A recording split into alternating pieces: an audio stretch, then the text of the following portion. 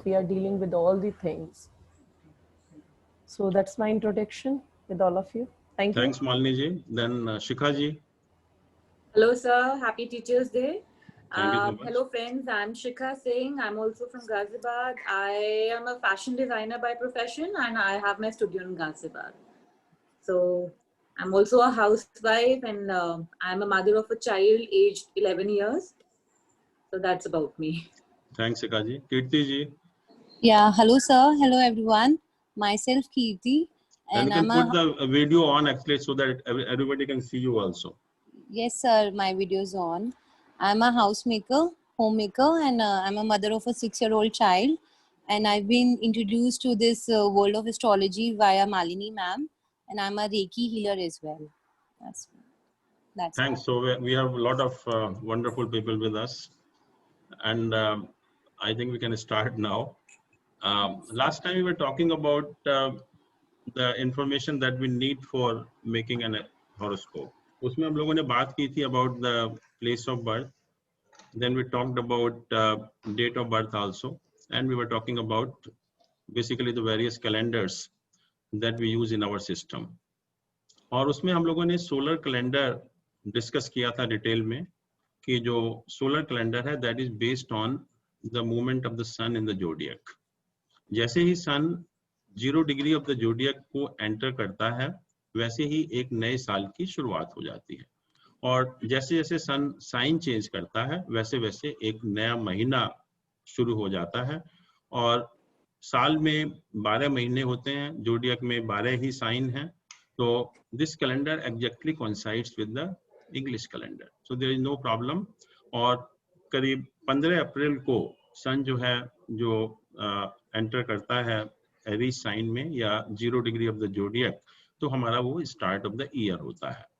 और हमने ये भी डिस्कस किया था कि हमारे 2 सिस्टम हैं एस्ट्रोलॉजी में, कि हम लोग जो वैदिक एस्ट्रोलॉजी में we consider the zodiac is a fixed point, it's not moving actually. तो इसको हम निरयन सिस्टम बोलते हैं. और जो लोग वेस्टर्न एस्ट्रोलॉजी में कंसिडर करते हैं कि 0 degree of the zodiac is not a fixed point, it is moving backward eight the rate of 56 second per year, तो उसको हम साइंस सिस्टम कहते हैं. बट एज फार एज वैदिक सिस्टम इज कंसर्न, हम जो साल की शुरुआत होती है सोलर सिस्टम के हिसाब से वो 15 अप्रैल को होती है. 15 अप्रैल को I think some echo is there, so I request that please. Echo is there, so I request that please.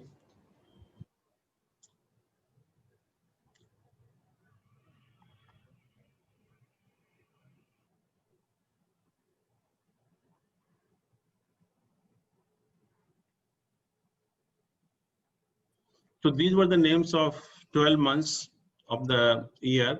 और जो साल की शुरुआत होती है वैशाख मंथ से होती है, जब सन 15 अप्रैल को मेष राशि में एंटर करता है. जब सेकंड राशि टॉरस साइन में एंटर करता है तो ज्येष्ठ का महीना शुरू होता है. जब जेमिनी साइन में एंटर करता है तो आषाढ़ का महीना शुरू होता है. तो इस तरह से जो है ये 12 महीने होते हैं 12 राशियों में जब सन प्रवेश करता है. और जब सन किसी भी राशि में एंटर करता है तो we call it as a Sankranti और द संक्रमण और the movement of the sun.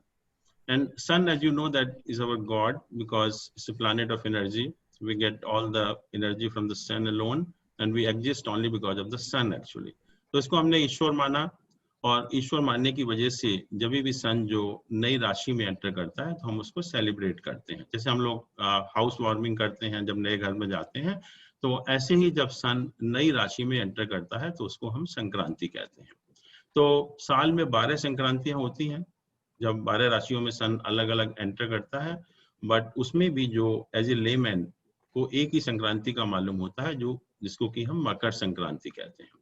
और मकर संक्रांति का मतलब है कि सन जब मकर राशि में या कैप्रिकॉर्न साइन में एंटर करता है तो that moment is known as a Makar Sankranti. और मकर संक्रांति को जो स्पेशल इंपॉर्टेंस दी या सिग्निफिकेंस है उसका, वो इसके लिए है कि 2 रीजन है उसके. एक scientific reason and another is the astrological reason. Scientific reason ये है कि जनवरी के महीने में सन और अर्थ के बीच का जो डिस्टेंस है सबसे कम होता है. और it has been proved that the energy that we get from the sun in the month of January, that is 7% more than what we get in the month of July, जबकि सन और अर्थ का distance सबसे ज्यादा होता है। और सन की ज्यादा एनर्जी मिलने की वजह से ही ये हमारा हेल्दी सीजन भी होता है नवंबर से मार्च के बीच का, क्योंकि उस टाइम सन की एनर्जी ज्यादा होने से पृथ्वी पर जो वायरस वगैरह होते हैं वो डेवलप नहीं हो पाते। और जुलाई के महीने में सन और अर्थ का डिस्टेंस सबसे ज्यादा होता है और एनर्जी कम होती है, तो इसलिए पृथ्वी पर बीमारियां जो है वो सबसे ज्यादा होती हैं। तो ये तो साइंटिफिक रीजन है मकर संक्रांति मनाने का। और जो एस्ट्रोलॉजिकल रीजन है कि उस दिन उत्तरायण की शुरुआत होती है। उत्तरायण का समय होता है जब सन जो कैप्रिकॉर्न से जो जेमिनी साइन के बीच में 6 महीने रहता है, उसको हम उत्तरायण कहते हैं, और बाकी टाइम को हम दक्षिणायन कहते हैं। Uttarayan is supposed to be an auspicious time from the astrological point of view, इसलिए हम उसको बहुत शुभ मानते हैं कि शुभ समय की शुरुआत हो रही है। तो इसलिए नॉर्मली लोग जो है मकर संक्रांति को, या पूरे देश में हमारे मकर संक्रांति को किसी ना किसी रूप में मनाया जाता है। अब आज हम जो मेन बात करने जा रहे हैं, we are going to talk about the lunar calendar. And lunar calendar is such an important calendar कि if you have entered in the field of astrology, तो इसको आपको दिन प्रतिदिन आपको पता होना चाहिए, और लोग आपको परेशान करते रहेंगे इस कैलेंडर के बारे में। तो you should have a very clear idea about this calendar. और कोई भी आपको डाउट हो, कोई भी आपका क्वेश्चन है, you can stop me and you can get the doubt clarified. But this is very very important calendar. और मेन चीज ये है कि ये सब चीजें आपको बुक्स में भी नहीं मिलेंगी, तो एक बार जब आप समझ लेंगे तो इसके जो फंडामेंटल्स हैं बहुत क्लियर हो जाएंगे। And it's a wonderful calendar, very scientific. I don't know who has made it, but such a wonderful calendar. जैसे आप देखेंगे अभी कि बहुत ही एक अच्छा कैलेंडर है। तो हमने कहा कि हम दो तरह के कैलेंडर यूज करते हैं, one is the solar calendar and another is the lunar calendar. So we are going to talk about the lunar calendar. Solar calendar में तो हमने देखा कि it's very simple, it's based on the movement of sun alone in the zodiac. जैसे जैसे सन का movement हुआ नया महीना शुरू हो गया, तो it was so simple. But once we talk about the lunar calendar, तो ल्यूनर कैलेंडर किस चीज के मूवमेंट के ऊपर बेस्ड है? First you have to understand that actually lunar calendar is not based on the movement of the moon as it appears by the name. Actually it is based on the relative movement of the sun and moon in the zodiac. Zodiac में जब सन और moon का जो आपस में movement होता है, ये उसके ऊपर बेस्ड है। और सिंपल है कि जब एक सन और मून की एक पर्टिकुलर पोजीशन है जोडियक में, तब एक महीने की शुरुआत होगी, और ये पोजीशन जब दोबारा से वापस आएगी, उसी पोजीशन में सन और मून वापस आएंगे, तो that will be the completion of 1 month. तो ये एक ड्यूरेशन ऑफ मंथ है कि सन मून की एक पर्टिकुलर पोजीशन से शुरुआत करते हैं हम, और जब सन मून की वही पोजीशन दोबारा से जोडियक में आती है, तो that is the completion of 1 month, 1 lunar month. तो पहली चीज तो बहुत क्लियर है कि ये जो कैलेंडर है, this is based on the relative movement of sun and moon in the zodiac. Zodiac में सन और मून का आपस में जो मूवमेंट होता है उसके ऊपर बेस्ड है। So let us see how the sun and moon moves in the zodiac. Let us presume कि ये हमारा 0 degree of the zodiac है. This is the starting point of the zodiac. Let us say कि sun and moon they were together here at one time. सन और moon जो है एक position में है यहाँ पर, और हम देखते हैं कि कैसे उनका मूवमेंट होगा, और वापस से दोबारा से उसी पोजीशन में कितने टाइम के बाद वहां पर आएंगे वो। तो ये स्टार्टिंग हुआ, sun and moon both are at the same place, they started moving in the zodiac ऐसे। और आपको मालूम है कि जो सन है, sun moves at the rate of 1 degree per day. Sun का जो जोडियक में मूवमेंट है that is 1 degree per day. और moon is the fastest moving planet. Moon moves at the rate of 13 to 15 degree per day. एक दिन में 13 से 15 degree move करता है। और एक राशि में जो मून का मूवमेंट करने में टाइम लगता है दैट इज 2.25 डे, 2.25 दिन। 2.25 दिन में एक राशि जो है वो चेंज कर लेता है। जैसे कि सन कहा एक महीने में करता है, लेकिन जो मून है क्योंकि बहुत फास्ट मूविंग प्लैनेट है, तो ये मून जो है एक राशि जो है 2.25 दिन में चेंज कर लेता है। और एक राशि में 2.25 नक्षत्र भी होते हैं। जैसा हम जानते हैं कि जोडियक में 27 नक्षत्र हैं और एक राशि में 2.25 नक्षत्र होते हैं। तो इसका मतलब ये हुआ कि मून जो है एक नक्षत्र क्रॉस करने में एक दिन का समय लगाता है। मून एक नक्षत्र क्रॉस करने में एक दिन का समय लगाता है। ये बहुत एक सिंपल इंटरप्रिटेशन हो गया। इसका अर्थ ये हुआ कि जब सन और मून दोनों थे, तो जब दोनों ने मूव करना शुरू किया, तो मून जो है is moving at a very fast speed and it will come back to the same position after how many days? there are 27 nakshatras. तो करीब 27 दिन में मून जो है वापस उसी पोजीशन में जोडियक में वापस आ जाएगा।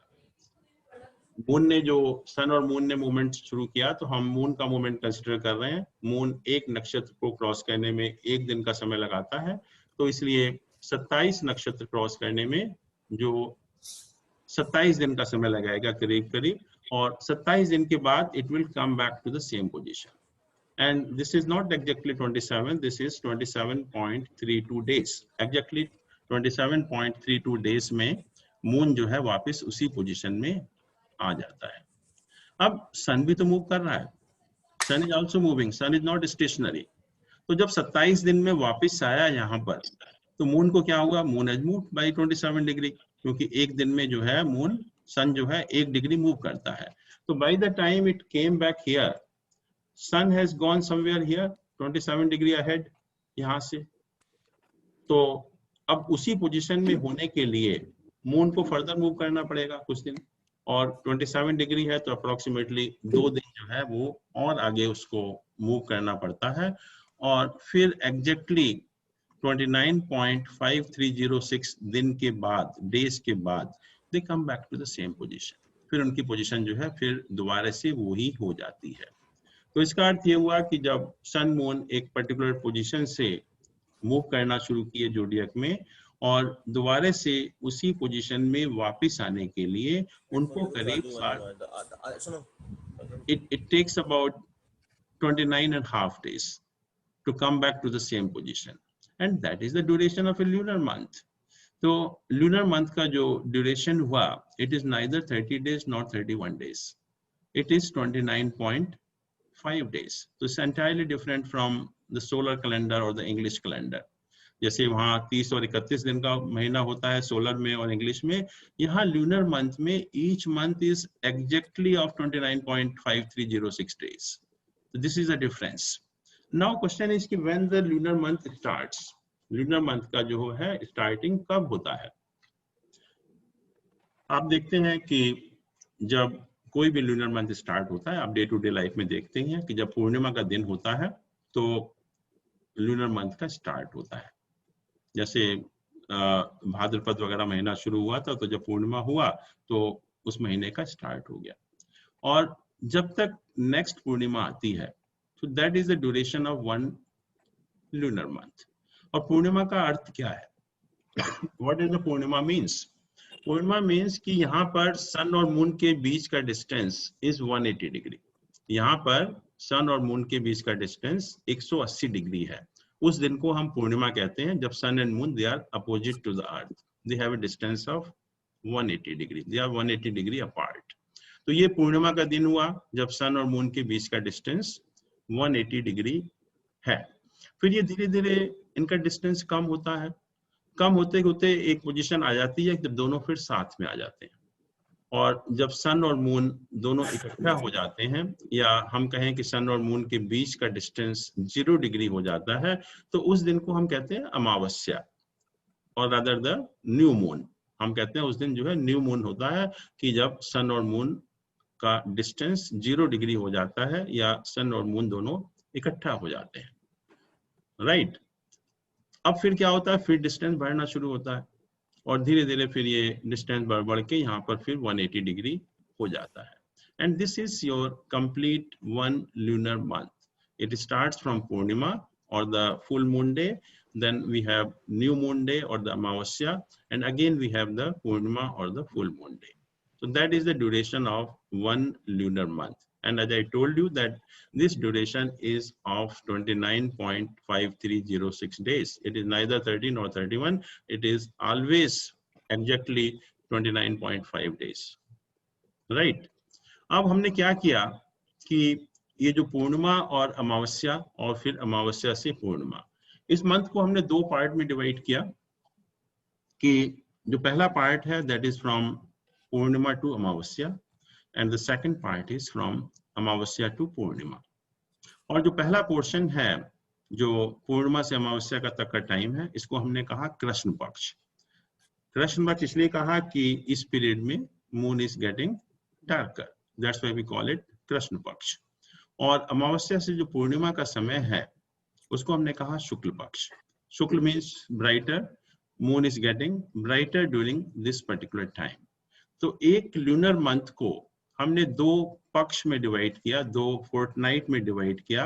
पहला फोर्टनाइट कृष्ण पक्ष हो गया और दूसरा फोर्टनाइट हुआ शुक्ल पक्ष, राइट।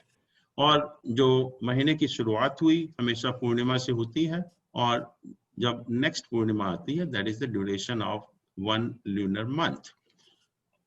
अब ये दो पक्ष हो गए आपके पास, एक पहला पक्ष जिसको हम कृष्ण पक्ष बोलते हैं और दूसरा पक्ष होता है जिसको हम शुक्ल पक्ष बोलते हैं।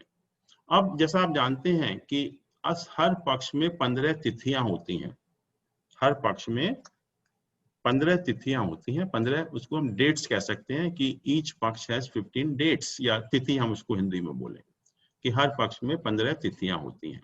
तो 15-15 30 तिथि हो गई, तो महीने में 30 जो है वो तिथियां होती हैं। और 15 तिथि जैसा आप जानते हैं प्रथमा, द्वितीया, तृतीया, चतुर्थी, इस टाइप से तिथियों के नाम हैं। तो हर पक्ष में 15-15 तिथि आपको मिलेंगी। अब क्वेश्चन ये आता है कि तिथि कब शुरू होगी कब खत्म होगी। हमारा इंग्लिश कैलेंडर तो बहुत आसान है कि हमने कहा कि मिडनाइट से तिथि डेट शुरू होती है, अगले मिडनाइट तक चलेगी। सोलर कैलेंडर बहुत आसान है कि हमने कहा कि हमारा जो दिन है वो सनराइज से शुरू होता है and it remains till the next sunrise. But what will happen in the lunar calendar? तिथि को हम पहले क्वेश्चन तो ये है कि हम कैसे डिवाइड करें। ये जो 15 दिन का जो टाइम है या 15 तिथियों को हमें डिवाइड करना है एक पक्ष को, उसको हम कैसे डिवाइड किया जाए। तो उसके लिए रूल बनाया कि जो सन और मून का जो मूवमेंट है यहाँ से यहाँ तक, यहाँ 180 डिग्री था, यहाँ पर 0 हो गया।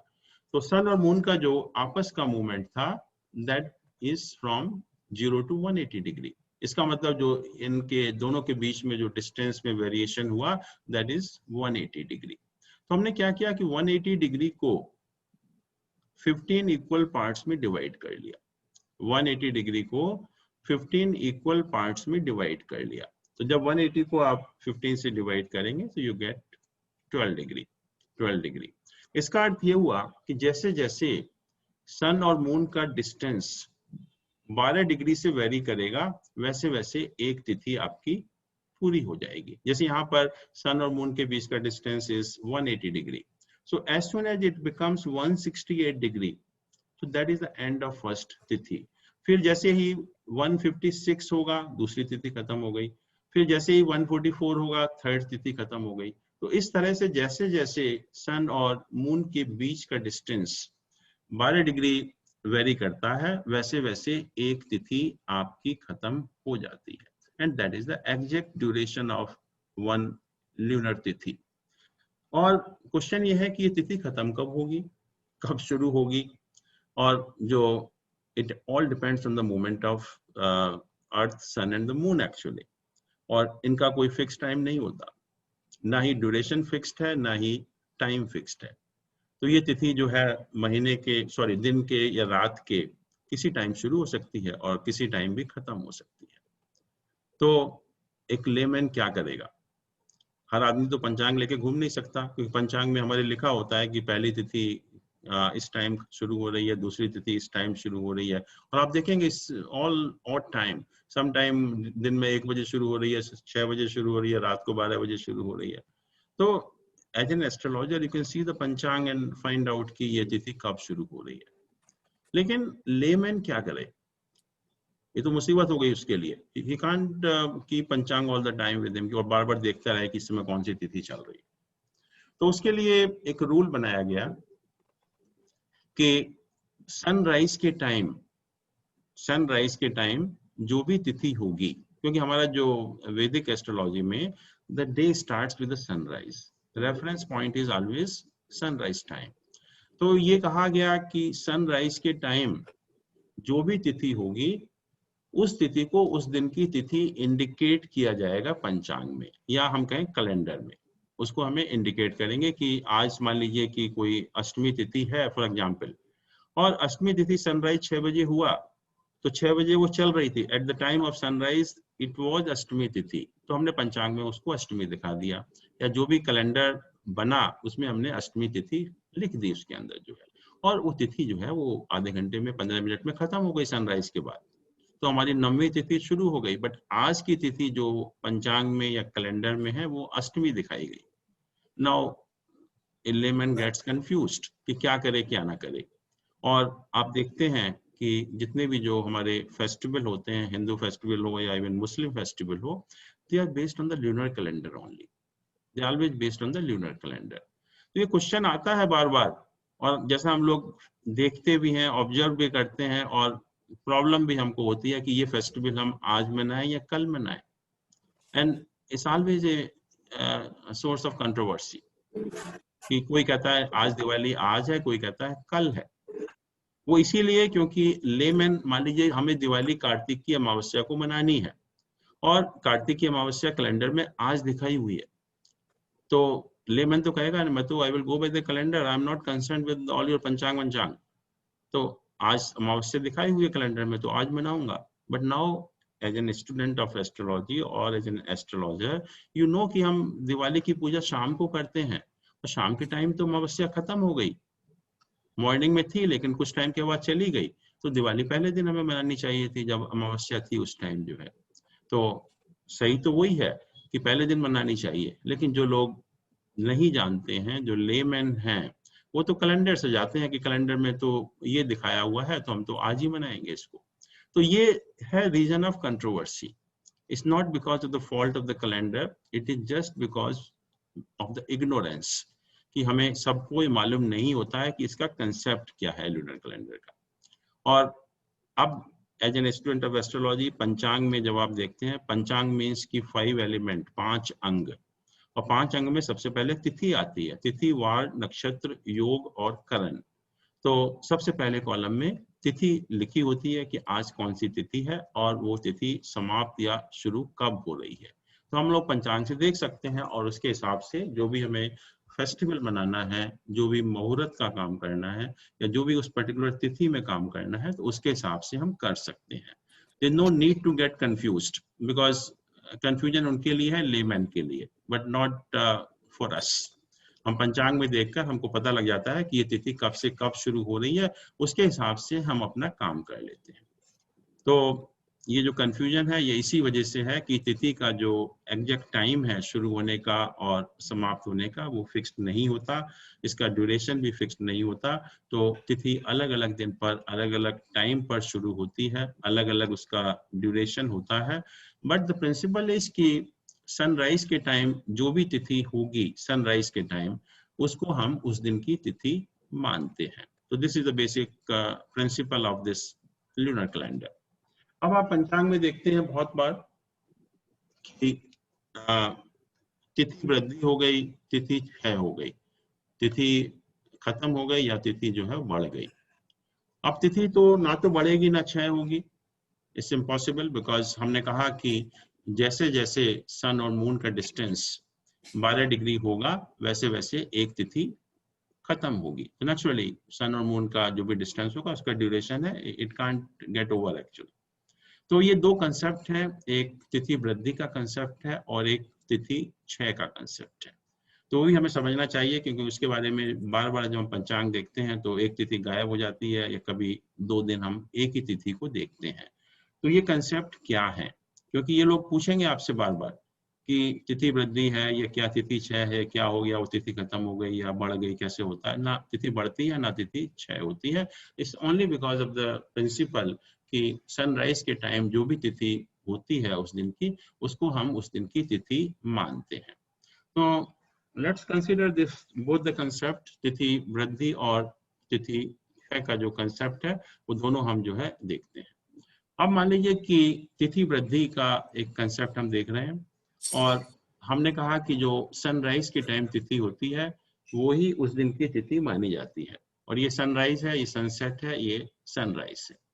मान लीजिए कि एक पर्टिकुलर तिथि सप्तमी तिथि चल रही है और सप्तमी तिथि का ड्यूरेशन ऐसा है कि it gets over just after the sunrise, it gets over just after the sunrise, right.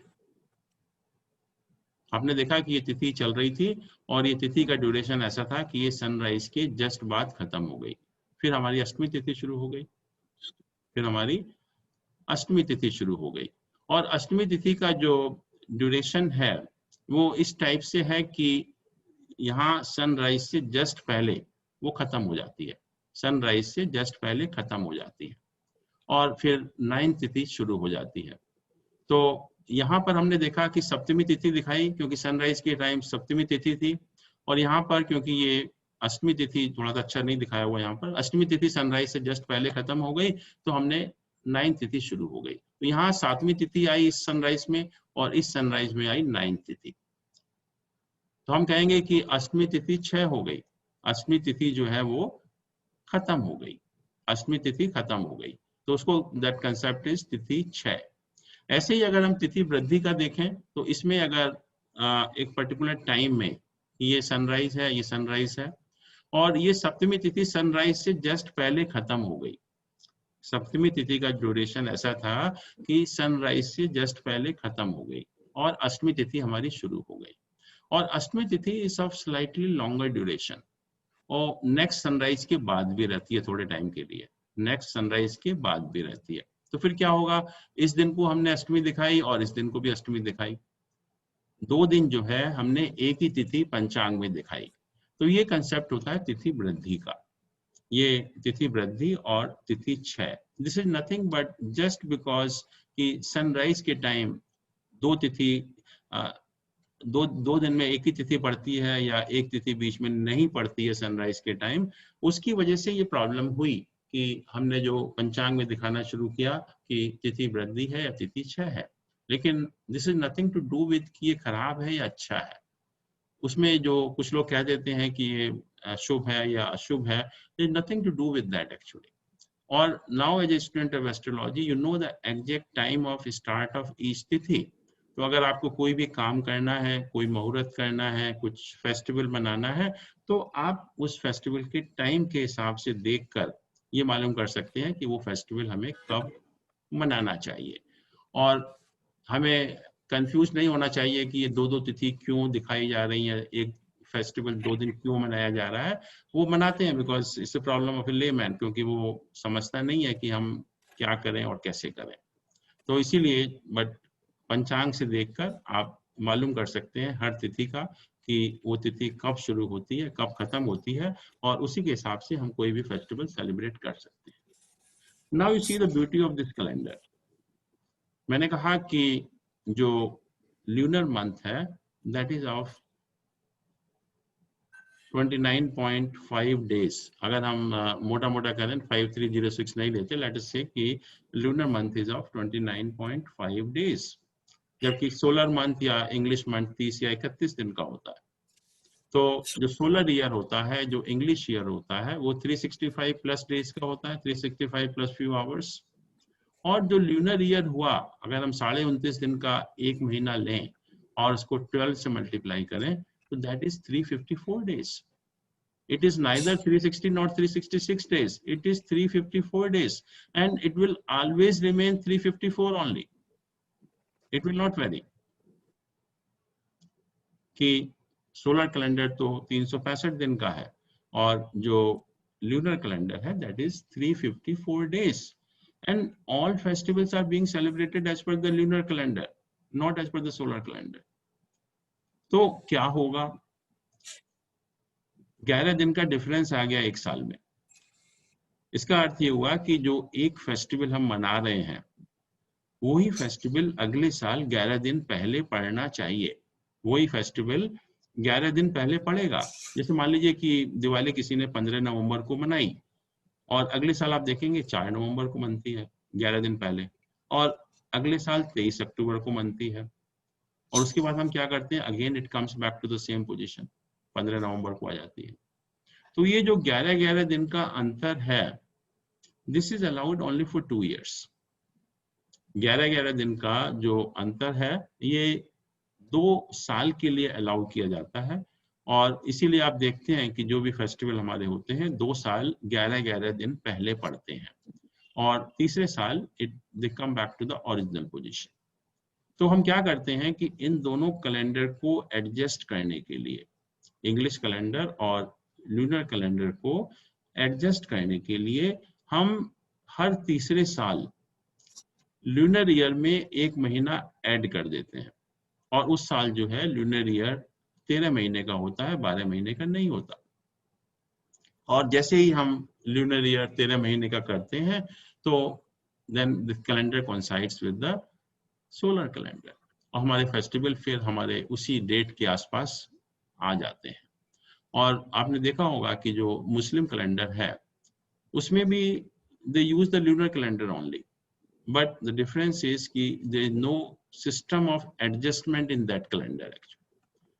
तो उसमें क्या होता है कि जो मुस्लिम फेस्टिवल होते हैं वो हर साल 11 दिन पहले आ जाते हैं, and this is allowed to continue regularly.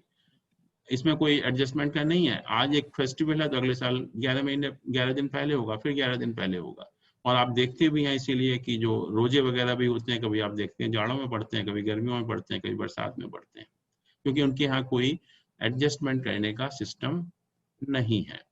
And that is the beauty of our calendar कि हम इसमें एडजस्टमेंट करते हैं हर साल, जैसा इस साल भी हम, I will just discuss that also, इस साल भी हम कर रहे हैं उसमें जो है, और ऐड ही नहीं करते। There is a time when we have to reduce 1 month from the calendar, lunar year.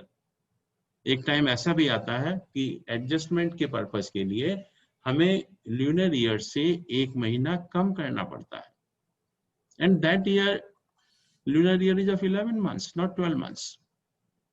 But that phenomena is a rare phenomena, but जो हम ऐड करने वाला phenomena है, that is after every 2 years, rather every 3rd year we do it actually.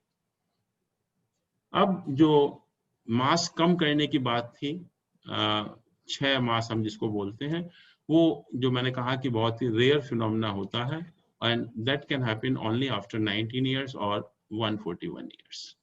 और ये पहले 1822 23 में हुआ, उसके बाद 1963-64 में हुआ, और उसके बाद 1982-83 में हुआ, and now it will happen after 141 years. तो इस तरह से हमें 1 महीना कम भी करना पड़ता है। 1 महीना हमने बढ़ाया, 1 महीना कम किया। अब क्वेश्चन ये है कि हमने कहा कि हम 1 महीना बढ़ाएंगे या 1 महीना कम करेंगे। There are 12 months in a year. Who will decide कि कौन सा महीना कम करना है और कौन सा महीना बढ़ाना है?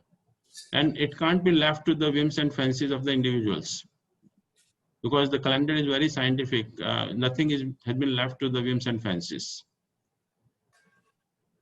तो उसमें भी उन्होंने सिस्टम किया कि कौन सा महीना ऐड करना है, या अगर कम करने की जरूरत पड़ेगी तो हम कौन सा महीना कम करेंगे।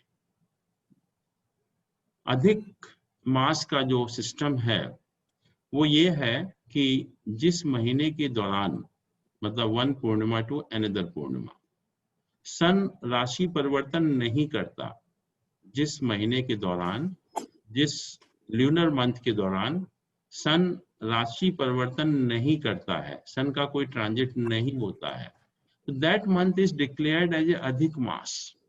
That month is declared as a अधिक मास। So this is applicable to everyone. तो आप जितने भी पंचांग देखेंगे तो उनमें एक ही महीना अधिक मास होगा, अलग अलग नहीं होगा। अब क्वेश्चन ये है कि हमने कहा कि जिस महीने सन का कोई गोचर ना हो, सन का कोई ट्रांजिट ना हो, that month will be added as a अधिक मास. It means sun is taking a longer time to cross a sign. जब भी तो साइन चेंज नहीं करेगा उस पूरे महीने के दौरान। और ये पॉसिबिलिटी कब होगी? When sun is moving at a slower speed, means when sun और अर्थ का जो डिस्टेंस है वो ज्यादा हो। अगर पास में होगा तो it moves at a higher speed, but when we are talking of कि मूवमेंट ना हो, it means sun should move at a slower speed. और ये पॉसिबल कब होगा? जैसे मैंने अभी कहा आपको कि जनवरी के महीने में सन और अर्थ का डिस्टेंस सबसे कम होता है, और जुलाई के महीने में सन और अर्थ का डिस्टेंस सबसे ज्यादा होता है। तो अधिक मास ऐड करने की जो पॉसिबिलिटी बनती है, that is only around July, that is only around July, it can't be in January, February, March actually. और अगर आप देखें, अगर हिस्ट्री उठा के कि अधिक मास कब कब ऐड किए गए, किस किस महीने में ऐड किए गए, तो आप देखेंगे कि it has always been done from April to October only. जो भी अप्रैल और अक्टूबर के बीच में जो हिंदी महीने पड़ते हैं या लूनर मंथ के महीने पड़ते हैं, उन्हीं में से कोई महीना हम चूज करते हैं और उस महीने को हम अधिक मास डिक्लेयर करते हैं। अब हम ये कहने जा रहे हैं इस साल, this year we are adding an additional month, जिसको हम अधिक मास भी बोलते हैं या मल मास भी बोलते हैं। और ये जैसे मैंने कहा कि ये पॉसिबिलिटी सिर्फ अप्रैल और अक्टूबर के बीच में ही हो सकती है और किसी टाइम नहीं हो सकती। तो अभी जो अधिक मास ऐड किया जा रहा है, अभी जल्दी जो महीना आने वाला है श्राद्ध खत्म होने के बाद, 17 सितंबर से लेकर 17 अक्टूबर का जो महीना है, अश्विन महीना, उसको हमने अधिक मास डिक्लेयर किया। 17 सितंबर से 17 अक्टूबर के बीच में जो अश्विन मास पड़ रहा है, इसमें 2 अश्विन है, तो इसको हमने अधिक मास या एडिशनल मंथ इसको हमने डिक्लेयर किया। अब क्यों किया इसको? कि इस बीच में अगर हम देखें कि सन का ट्रांजिट या सन का गोचर हुआ या नहीं हुआ। ये महीने का ड्यूरेशन है 17 सितंबर 2020 एट 1633 टू 17 अक्टूबर एट 104। तो अगर आप जो इसमें पंचांग में देखेंगे तो आप देखेंगे कि सन जो है वर्गो साइन में एंटर करता है 16 सितंबर को। Sun enters Virgo sign on 16th September. That is before the start of this month. महीना 17 सितंबर को शुरू होता है, जबकि सन ने जो है अपना साइन पहले ही चेंज कर दिया, 16 सितंबर को चेंज कर दिया। और कब तक रहा? 18 अक्टूबर तक। इट मीन्स कि 17 अक्टूबर जब महीना खत्म हो गया, उसके बाद सन ने साइन चेंज किया और पूरे महीने के दौरान सन ने अपना साइन चेंज नहीं किया, and that's why this has been declared as a अधिक मास और द एडिशनल मंथ, और we call it Mal Maas also.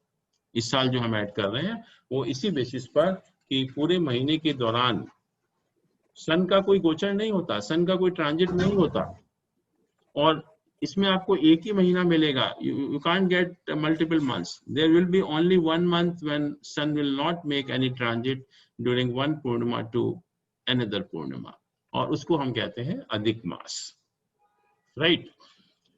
अब जो मास 6 की बात करते हैं कि ये तो हो गया कि अधिक मास का प्रिंसिपल तो हमारे समझ में आ गया, लेकिन हमें कभी महीना कम भी करना पड़ता है। तो क्वेश्चन ये आता है कि हम कौन सा महीना कम करें 12 महीने में से।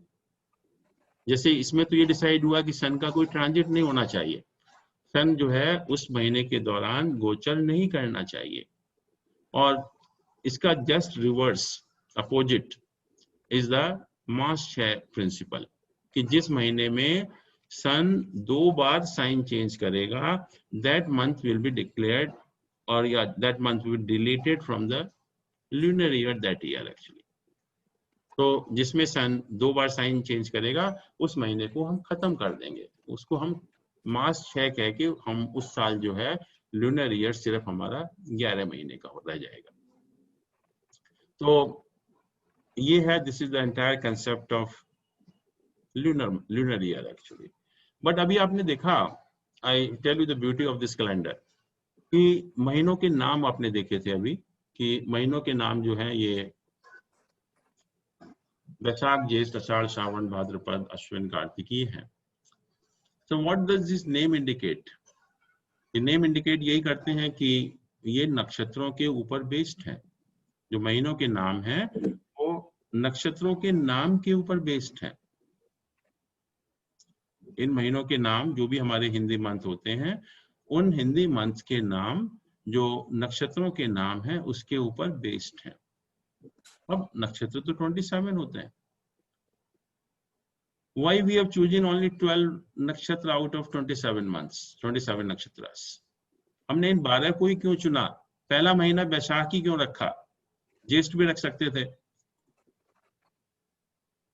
आपको ताज्जुब होगा कि जो lunar calendar is so scientific, so beautiful calendar, कि जब महीने की शुरुआत होती है, इसका मतलब जब पूर्णिमा होती है उस टाइम नक्षत्र वही होता है जिस नक्षत्र के ऊपर उस महीने का नाम रखा गया है। That is the beauty of this calendar, कि जब भी महीने की शुरुआत होगी, महीने की शुरुआत के टाइम या पूर्णिमा के टाइम चंद्रमा उसी नक्षत्र में होगा जिस नक्षत्र के ऊपर इस महीने का नाम बेस्ड है। तो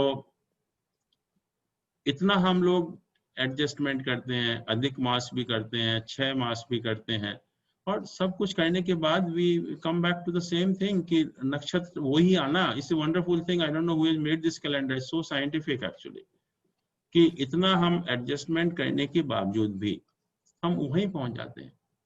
अगर वैशाख का महीना शुरू हो रहा है तो उस दिन पूर्णिमा के दिन चंद्रमा विशाखा नक्षत्र में ही होगा, ज्येष्ठ है तो ज्येष्ठ नक्षत्र में ही होगा।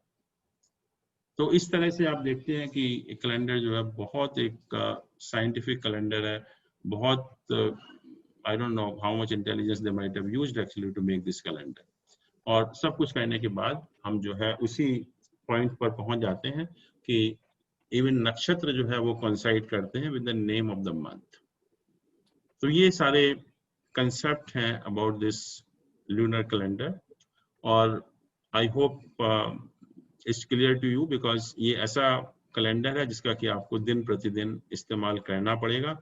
पंचांग आपको देखना पड़ेगा, लोगों को बताना पड़ेगा कौन सी तिथि चल रही है, कौन सा मास चल रहा है, अधिक मास तो नहीं है, 6 मास तो नहीं है, ये काम हम कब करें मुहूर्त पे, then you have to see the time of that particular tithi actually, और उसके हिसाब से आपको बताना पड़ेगा। तो पंचांग आपके पास होना चाहिए, क्योंकि panchang is the basic tool for an astrologer. बिना पंचांग के one can never remain as an astrologer actually. तो पंचांग आपको होना चाहिए आपके पास, और पंचांग से देखकर, क्योंकि पहले जो है सबसे जो मेन एलिमेंट है दैट इज तिथि एक्चुअली। तो तिथि जो है फर्स्ट कॉलम में ही लिखी जाती है हर पेज पर, तो उससे आप देख सकते हैं कि कौन सी तिथि है और उसका शुरुआत का या एंड होने का टाइम कब होता है। तो this was all about the different calendars that we use in our system और इन द वैदिक सिस्टम। और इसके बाद I would like to go through some astronomy also, जो हमें relevant है हमारे लिए, जिसका हम इस्तेमाल करते हैं दिन प्रतिदिन, मैंने कहा। तो थोड़ा सा I will like to discuss about astronomy also.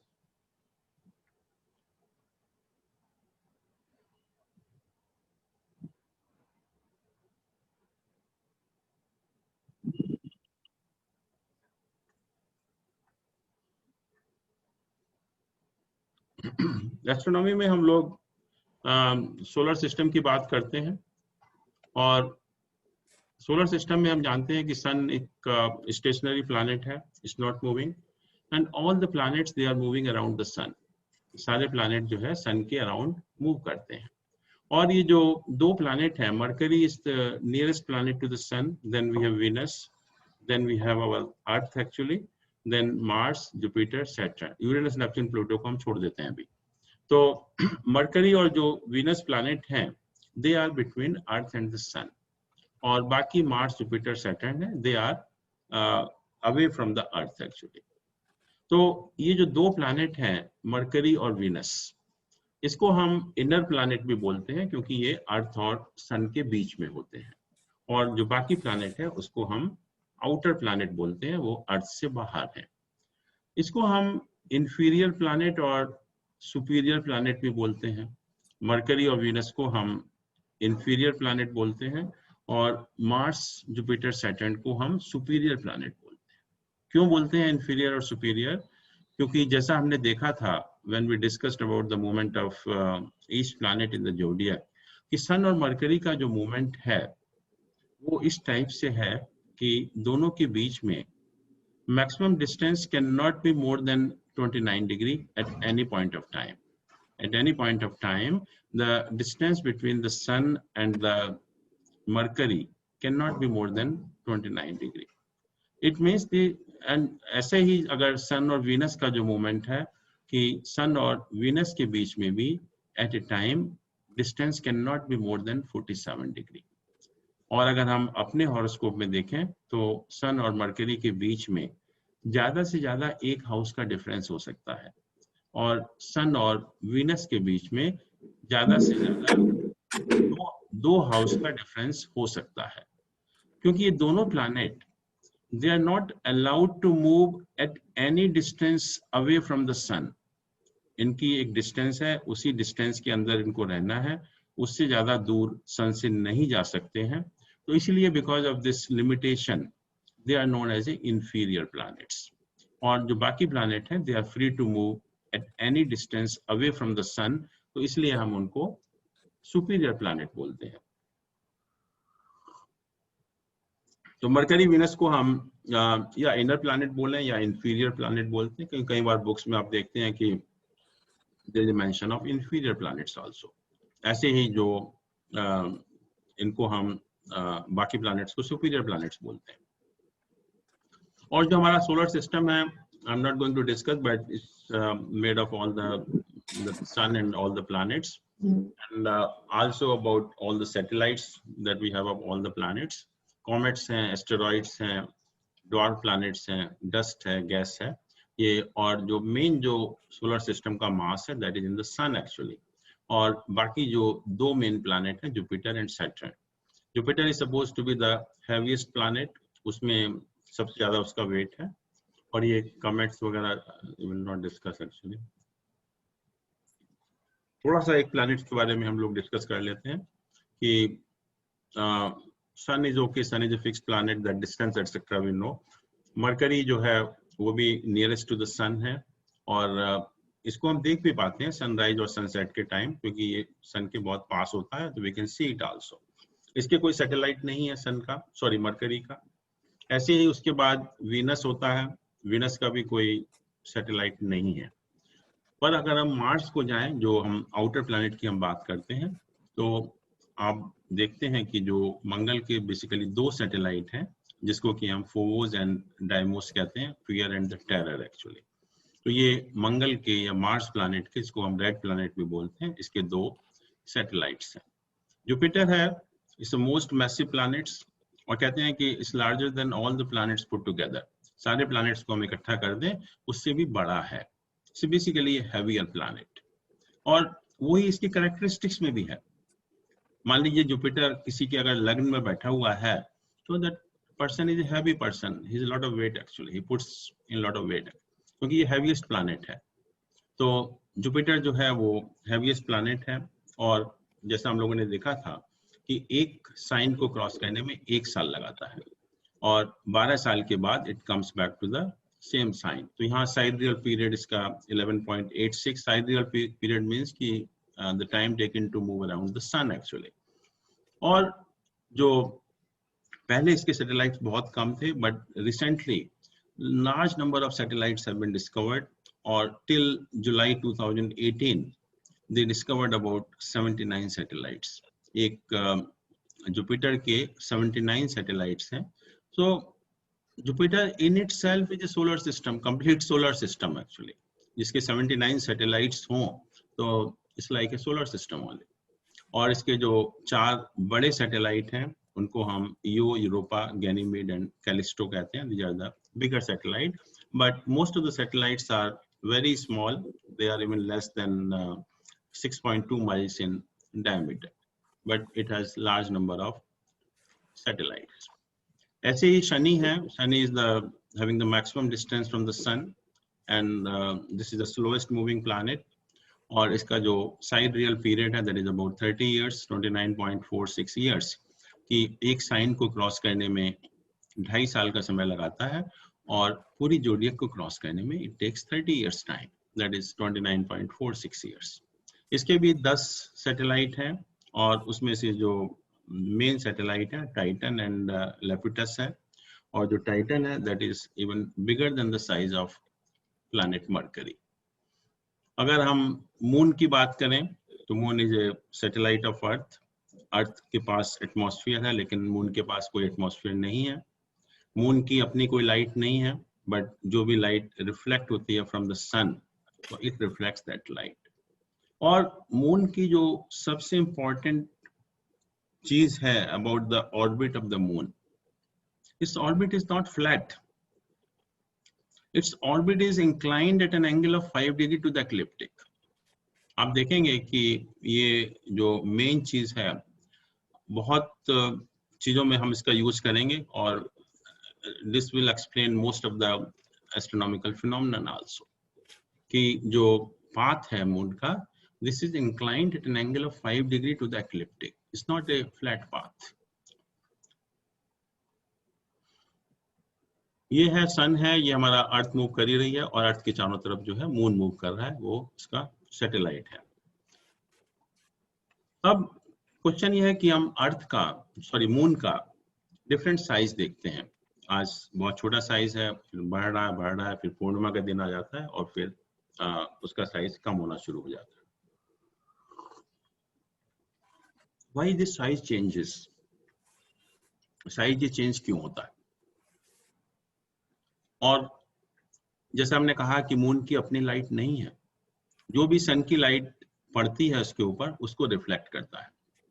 तो जैसे आप ये देखें कि ये अर्थ है, अर्थ के चारों तरफ मून मूव कर रहा है, सैटेलाइट ऑफ द अर्थ है, और यहाँ से आपकी सन की लाइट है, यहाँ से आपकी सन की लाइट इसके ऊपर पड़ रही है। तो इस टाइम आप क्या देख रहे हैं कि जो सन की लाइट है that is on the outer portion. अगर हम यहाँ अर्थ पर हैं तो अर्थ से हम सिर्फ ये पोर्शन देख पाते हैं सन का, मून का ब्लैक पोर्शन है, हमने सिर्फ ये पोर्शन देखा क्योंकि लाइट इसकी जो है बाहर की तरफ पड़ रही है, जो कि अर्थ से दिखाई नहीं दे रही है। तो we say that this is the time of Amavasya, new moon, जब सन हमको सबसे छोटा दिखाई दे रहा है। और अगर हम यहाँ पर आए तो व्हाट डू यू फाइंड कि जो सन की लाइट है वो इतने पोर्शन पे पड़ रही है, हाफ पोर्शन पर, and we are able to see this portion, this reflection of light of the sun actually from the moon. तो हम कहेंगे ये अष्टमी हो गई, क्योंकि आधा पोर्शन, आधा हम सन मून जो है देख पाते हैं। इधर आए अगर हम, तो व्हाट डू यू फाइंड कि now light is falling on this portion which is facing the earth. Light is falling in this portion which is facing the earth. So we see the full moon. We are able to see the full moon. हम कहते हैं पूर्णिमा है। फिर ऐसे ही जब यहाँ पर आता है तो फिर अष्टमी हो जाती है, आधा हम मून देख पाते हैं। तो this is how we see the different phases of the moon. Full moon से लेकर अमावस्या तक लाइट जो है वो चेंज होती रहती है depending on the position of moon from the earth actually.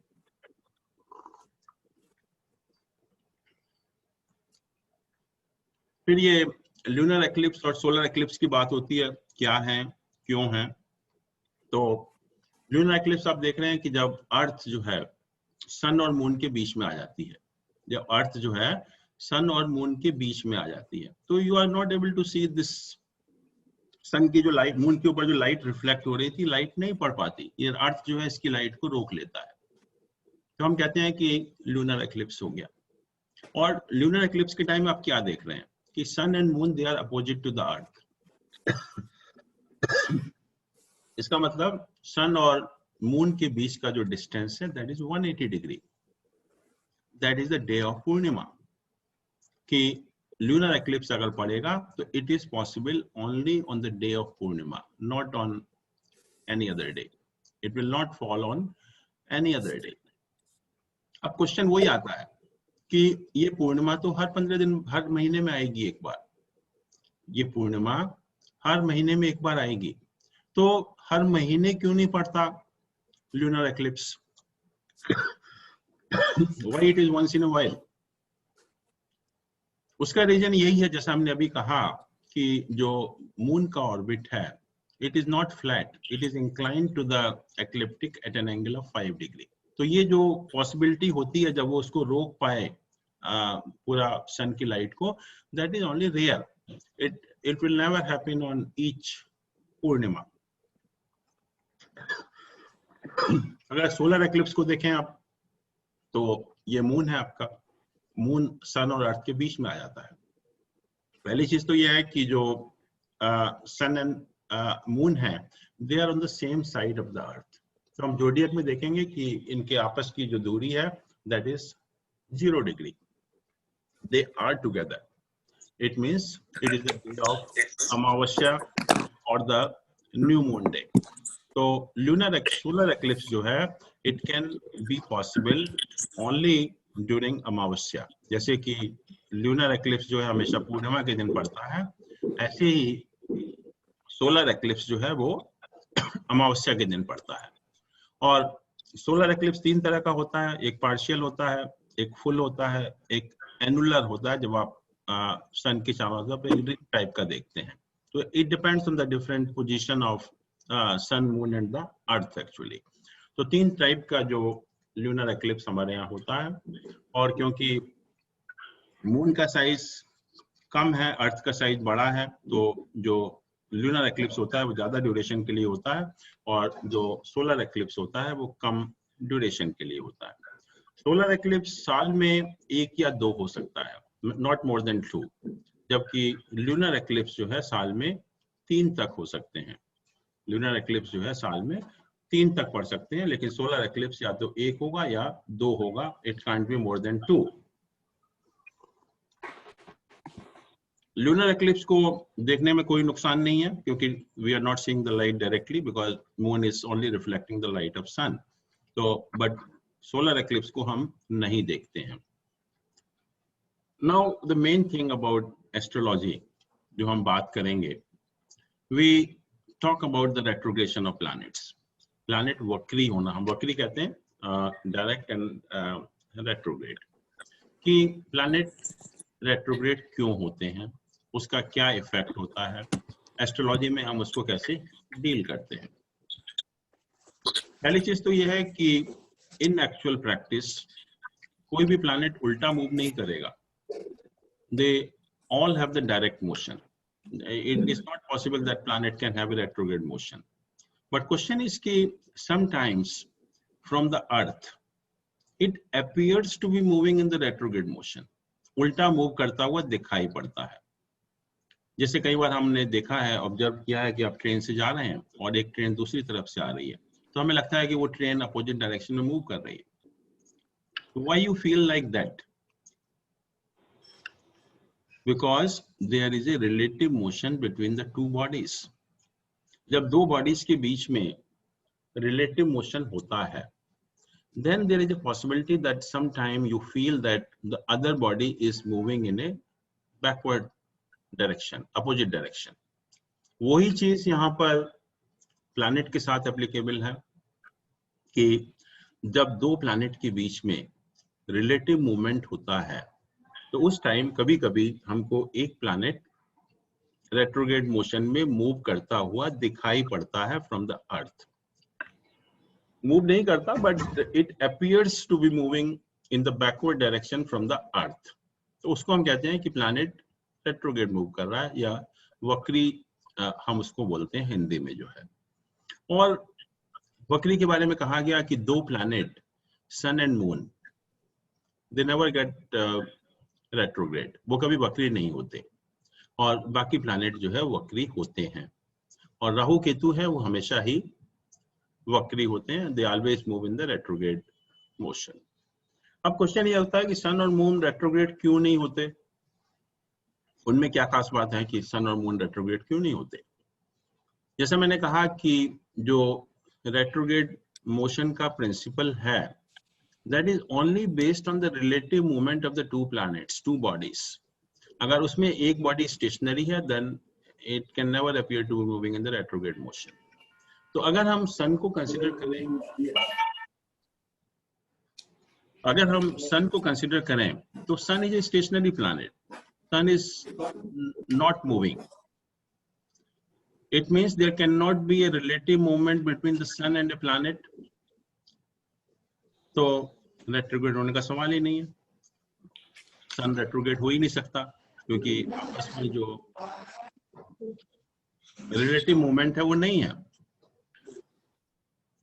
और दूसरा मून को देखिए, मून की स्पीड क्या है, 13 to 15 डिग्री पर डे, और अर्थ किस हिसाब से मूव करती है, 1 डिग्री। एक्लिप्टिक जो है वो it moves at the rate of 1 degree per day. तो अगर हम मून के कंपैरिजन में अर्थ का मूवमेंट देखें तो अर्थ इज ऑलमोस्ट स्टेशनरी, क्योंकि स्पीड में इतना ज्यादा डिफरेंस है कि in comparison to the moon earth is like stationary. तो नेचुरली जो मून का भी कोई रेट्रोग्रेड होने का सवाल नहीं होता है।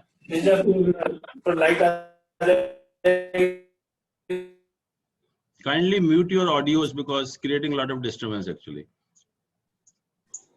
तो मून के कंपैरिजन में मून की स्पीड अर्थ की स्पीड से बहुत ज्यादा है, तो इसलिए मून के कंपैरिजन में earth is stationary. So that's why moon का भी कोई रेट्रोग्रेड होने का सवाल नहीं होता है, और बाकी प्लैनेट में आपस में रिलेटिव मूवमेंट होता है, तो इसलिए बाकी प्लैनेट के रेट्रोग्रेशन होने की पॉसिबिलिटी होती है।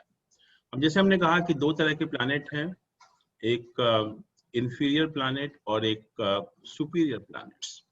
मरकरी और वीनस इंफीरियर प्लैनेट्स हैं, और Mars, Jupiter and Saturn they are superior planets.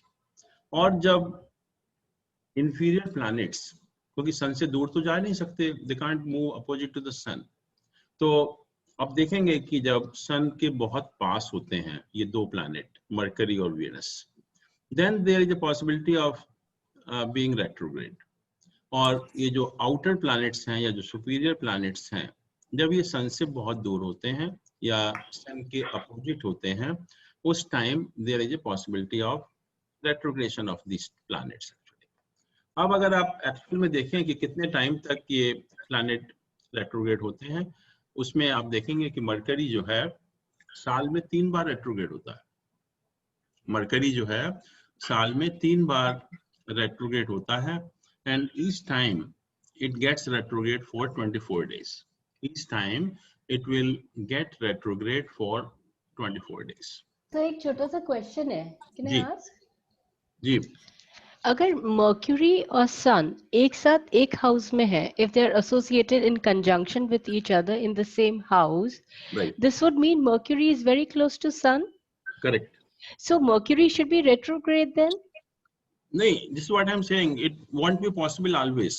In only few cases, few times it happens actually. और जब मैंने कहा कि 3 बार रेट्रोग्रेड दिखाई पड़ता है, तो मरकरी का ज्यादा 3 बार रेट्रोग्रेड होता है, each time for 24 days. तो So ऐसे in नहीं that कि- case, हाँ। in that case उसकी डिग्री काफी कम होगी, जैसे आपने यहाँ पे बिल्कुल। 19.76 डिग्री लिखा हुआ है। हाँ, नहीं, तो 19.76% ऑफ द टाइम अगर हम Okay, देखें कि alright. साल में कितना परसेंट रेट्रोग्रेड होता है, तो this is that percentage of the time of the year. So how do we calculate the degree? उसको क्योंकि हम इसको कहते हैं बुध आदित्य योग, हाँ, पर वो बुध आदित्य योग तो एप्लीकेबल ही नहीं होगा अगर मर्क्यूरी रेट्रोग्रेड है या कंबस्ट हो रहा है। देखिए मरकरी हमने कई बार डिस्कस भी किया है कि मरकरी को हम कंबस्ट नहीं मानते, पहली चीज, क्योंकि Mercury has always to remain along with the sun only. जब हमने कहा कि उनके दोनों के बीच में 27 डिग्री से ज्यादा का डिफरेंस नहीं हो सकता, it means they have to remain together, and in 70% of the time you find that sun and mercury they are together in the horoscope. तो सन और मरकरी हैं, फादर एंड द सन है, तो जब उनका एसोसिएशन है तो naturally they always talk about learning only. तो इससे योगा फॉर इंटेलिजेंस। और जब कभी बहुत नजदीक हो जाता है मरकरी, हम कहते हैं कि सन और मरकरी का जब डिस्टेंस 5 डिग्री से कम होता है, तब हम उस पर्पस के लिए, ये जो बुध आदित्य योग के लिए, उसको हम कंबस्ट टाइप का मान लेते हैं, and we say that at that time it is not Budh Aditya Yog, it gets converted into a nipun yog. Nipun means कि you get an expertise in a particular field only, you may not be an overall intelligent person, but Budh Aditya Yog में you are an overall intelligent person। तो ये difference हो जाता है दोनों में, but उसका रेट्रोग्रेड होने से कोई मतलब नहीं है कि अगर मरकरी रेट्रोग्रेड होगा तो बुध आदित्य योग नहीं बनेगा। अभी हम डिस्कस करेंगे कि रेट्रोग्रेड प्लैनेट से क्या होता है। So that also we will discuss, but nothing to do, it will not have any adverse effect on the yoga. This is what I'm saying. I hope it's clear to you. Yeah, it's clear. Yeah. So, I have Thank you. a question. Ji, And so we see the retrogression based on the two movement is between two bodies. Like Correct, if correct. one is, both are moving, then Yeah. we feel that another is moving in opposite direction. So right. this one body is, for example, here Mercury or other planets, and another body must be Earth, Earth only. because we are Because we see only from the earth, because we are seeing the zodiac only from the earth. yes. Yes, Because the we are, Earth's movement is just 1 degree, and another planet's movement in maybe the fast. So still we see that these planets in opposite direction when they are near to Earth. Because for moon, we are saying we will not consider it as a retro, correct. but still moon moves faster Yeah, and it's near to Earth. correct. No, I didn't say near to the earth. What I said actually, that the speed of the moon is so much of difference between the speed of the moon and the earth. Ki earth is like a stationary planet as compared to moon. क्योंकि speed में बहुत ज्यादा difference है दोनों की में.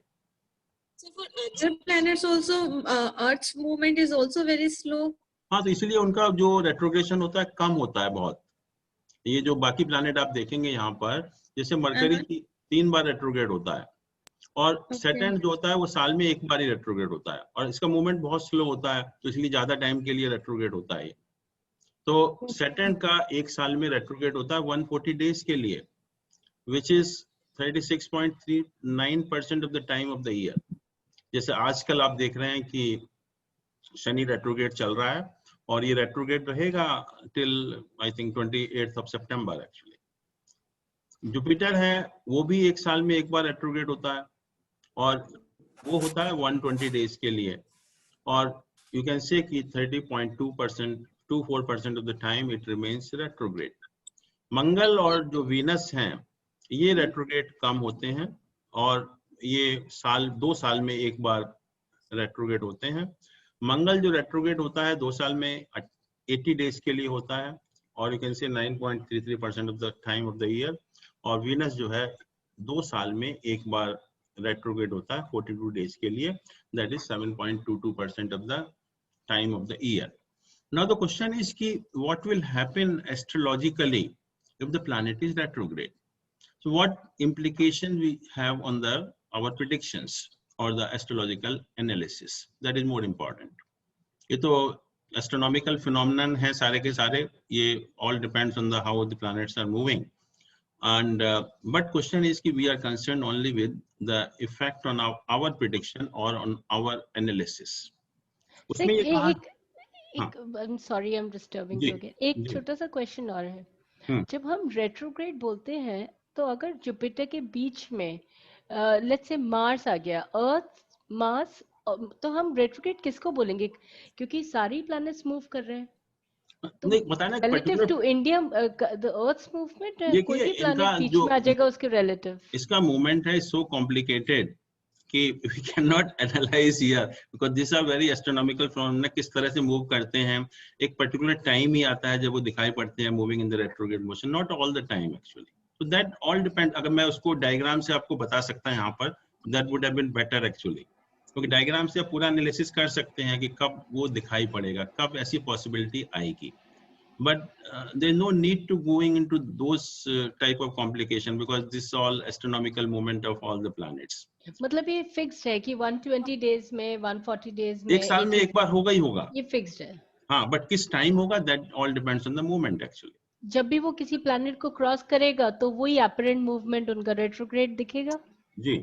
whenever it's going to cross a planet, of which planet depending upon that to declare whether it's retrograde. देखिए इनके ऑर्बिट सबके अलग-अलग हैं. Correct. I could have explained with the help of diagram, but मैंने सोचा जरूरत नहीं है उसकी यहाँ पर जो है. Why we should go in the astronomical phenomenon actually. बस हमें थोड़ा सा मतलब हमारे जो पर्पस का है, we are concerned only with that actually. Correct. कि कुछ टाइम ऐसा मूवमेंट होता है जब वो रेट्रोग्रेड दिखाई पड़ते हैं. और How Rahu and Ketu are always retrograde? हाँ, they always move in the retrograde motion. Because they always move in the opposite direction. Yeah. अभी हम दिखाते हैं राहु केतु क्या है, that also will show. तो क्वेश्चन ये है कि अगर प्लैनेट रेट्रोग्रेड है तो हमारे एस्ट्रोलॉजिकल एनालिसिस पे उसका क्या फर्क पड़ेगा. We are more interested in that actually. तो पहली चीज तो यह है कि जैसे ही प्लैनेट रेट्रोग्रेड होता है, वक्री होता है, उसको एक एडिशनल स्ट्रेंथ मिल जाती है जिसको कि हम चेष्टा बल बोलते हैं या मोशनल स्ट्रेंथ बोलते हैं. एक जब हम प्लैनेट की स्ट्रेंथ कैलकुलेट करेंगे तो आप देखेंगे कि वन ऑफ द षड बल is your motional strength of the चेष्टा बल. जैसे ही प्लैनेट रेट्रोग्रेड होता है उसको एक एडिशनल स्ट्रेंथ मिल जाती है, वो प्लैनेट और ज्यादा स्ट्रांग हो जाता है. पहली चीज जो आपके लिए इंपॉर्टेंट है. इसका मतलब ये हुआ कि अगर कोई बेनिफिक प्लैनेट, शुभ ग्रह है, अगर रेट्रोग्रेड है तो ज्यादा शुभ हो जाएगा, और अगर मेलिफिक प्लैनेट रेट्रोग्रेड है तो ज्यादा अशुभ हो जाएगा, क्योंकि उसको स्ट्रेंथ मिल गई और उस स्ट्रेंथ को हम चेष्टा बल या इमोशनल स्ट्रेंथ हम बोलते हैं. पहली चीज तो ये हो गई. दूसरा जो हमारा जो एस्ट्रोलॉजिकल एनालिसिस है उसमें कहा जाता है कि अगर बर्थ के टाइम, आप ध्यान से सुनिए कि बर्थ के टाइम अगर कोई प्लैनेट रेट्रोग्रेड है आपके हॉरोस्कोप में, बर्थ के टाइम अगर कोई प्लैनेट रेट्रोग्रेड है आपके हॉरोस्कोप में, और वो प्लैनेट जब गोचर में रेट्रोग्रेड होगा, जैसे मान लीजिए कि शनि किसी का रेट्रोग्रेड है लग्न के अंदर बर्थ के टाइम, और आजकल शनि रेट्रोग्रेड चल रहा है, तो जब गोचर में शनि रेट्रोग्रेड होगा तो इसका मतलब ये होगा कि शनि का जिन जिन हाउसेस के ऊपर इन्फ्लुएंस है आपके हॉरोस्कोप में, इस टाइम में जब गोचर में शनि रेट्रोग्रेड होगा तब उन हाउसेस में चेंजेस लाने की कोशिश करेगा. जैसे कि मान लीजिए कि शनि लगन में है तो इसका इन्फ्लुएंस किन किन हाउसेस के ऊपर हुआ. फर्स्ट हाउस के ऊपर हुआ, थर्ड हाउस के ऊपर हुआ, सेवेंथ हाउस के ऊपर हुआ और 10th हाउस के ऊपर हुआ, क्योंकि इसके एस्पेक्ट जो है वो 3rd, 7th and 10th aspect होते हैं. तो हम सोचते हैं कि प्रोफेशन के हाउस के ऊपर जब शनि लग्न में बैठता है तो उसका इन्फ्लुएंस होता है on the house of profession. और शनि हमारा वक्री था बर्थ के टाइम और आजकल भी वक्री चल रहा है. तो जितने भी हाउसेस हैं जिनका कि शनि के ऊपर इन्फ्लुएंस है उसमें चेंज लाने की कोशिश करेगा. इसका मतलब इस टाइम में अगर किसी का है तो वर्क प्लेस पर कुछ ना कुछ चेंजेस होंगे, उसके वर्क प्लेस पर कुछ ना कुछ चेंजेस होंगे, उसमें चेंज लाने की कोशिश करेगा. अगर मान लीजिए कि आपके हॉरोस्कोप में बहुत ज्यादा प्लैनेट रेट्रोग्रेड है, मान लीजिए कभी कभी आप देखेंगे कि 3, 4, 5 प्लैनेट भी कभी कभी रेट्रोग्रेड होते हैं बर्थ के टाइम, और जैसा आप ये देख ही रहे हैं कि हर प्लैनेट साल में 2 साल में रेट्रोग्रेड होता ही होता है. तो अगर जन्म के समय बहुत ज्यादा प्लैनेट रेट्रोग्रेड हैं आपके हॉरोस्कोप में, it means they will try to make changes in most of the houses. तो उससे क्या होगा कि बार बार हर साल आप देख रहे हैं कि लाइफ में उथल पुथल हो रही है, लाइफ में स्टेबिलिटी नहीं है, lack of stability in the life. तो यही कहा कि अगर ज्यादा प्लैनेट रेट्रोग्रेड होते हैं बर्थ के टाइम में तो then it affect the stability of the life. आपकी लाइफ में स्टेबिलिटी नहीं आती है, आप में बार बार चेंजेस होते रहते हैं, which is not good as far as the prosperity is concern in the life actually. तो दैट स्टेबिलिटी लैक्स एक्चुअली. तो ज्यादा प्लैनेट का रेट्रोग्रेड होना बहुत अच्छा नहीं माना गया बर्थ के टाइम. दूसरा, काफी रिसर्च हुई इनके रेट्रोग्रेड प्लैनेट्स के बारे में, और particularly the Mars and the Venus, क्योंकि Mars is the planet of sex for female and Venus is the planet of sex for the male. तो ये कहा गया कि अगर Venus किसी का retrograde है, and this is based on the observations only what they have written actually, कि Venus अगर किसी का retrograde है at the time of birth, so that male is likely to get involved in some sex scandal. और ऐसे ही अगर female के case में मार्स रेट्रोग्रेड होता है बर्थ के टाइम में, तो then that possibility is there with that female also. तो ये normally in the nutshell this is the effect of retrograde planets on our astrological analysis. और ज़्यादा प्लैनेट का रेट्रोग्रेड होना बहुत अच्छी बात नहीं है, क्योंकि उसकी वजह से हमारी लाइफ में स्टेबिलिटी नहीं आ पाती है और बहुत ज़्यादा चेंजेस होते हैं, बार बार चेंजेस होते हैं और अलग अलग हाउसेज में चेंज होते हैं, जो एक अच्छी बात नहीं है, उसको अच्छा हम नहीं मानते हैं।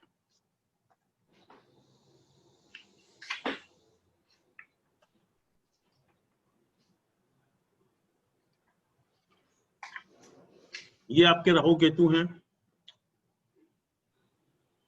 ये अर्थ का ऑर्बिट है और ये मून का ऑर्बिट है। तो ये 2 पॉइंट्स पर कट करता है, ये जो ऑर्बिट है, जो भी इमेजिनरी है, कि ये जो 2 पॉइंट पर जो इंटरसेक्शन हो रहा है between the ecliptic and the moon's orbit, these 2 points are known as Rahu and Ketu. ये आपका असेंडिंग नोड है, ascending node means Rahu, and this is the descending node, this is known as a Ketu.